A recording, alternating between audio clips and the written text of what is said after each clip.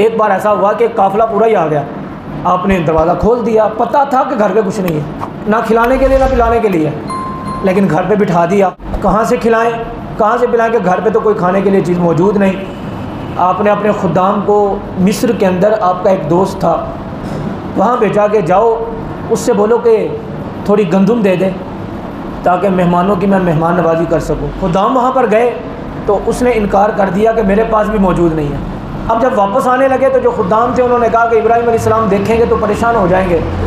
रास्ते में इन्होंने रेत भर ली, बोरियों के अंदर रेत भर कर घर ले आए। आपकी ज़ौजा मोहतरमा ने घर के एक साइड पर रखवा दी। उनके ज़हन में यह था कि गंदम है।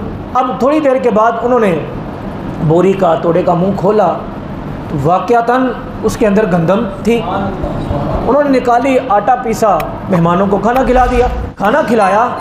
उमूमी तौर पर यूँ होता है, चावल अच्छे हों तो औरतें कहती हैं कि चावल बड़े अच्छे थे, इनकी खुशबू बड़ी अच्छी है, गंदम बड़ी अच्छी है, आटा बड़ा अच्छा बना है। ज़ौजा मोहतरमा बाद में कहने लगी कि गंदम बड़ी कमाल की है, इसके अंदर एक अजीब सी खुशबू आ रही है, ऐसी गंदम मैंने पहले कभी देखी नहीं। आप नमाज़ पढ़ रहे थे, नमाज से फारिग होकर आपने ये सारी बात सुनाई। इब्राहिम अलैहिस्सलाम मुस्कुराए और आपकी ज़ौजा कहने लगी आपका दोस्त बड़ा दिल नवाज है, जो मिस्र में रहता है जहाँ से आपने गंदम मंगवाई है, कि उसने सबसे अच्छी गंदम आपके लिए भेजी है।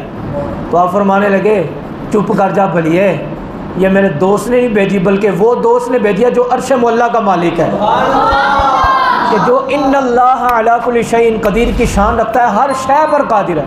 वो चाहे तो मिट्टी को सोना बना दे, सोने को मिट्टी बना दे, रेत को गंदम बना दे, गंदम को रेत बना दे।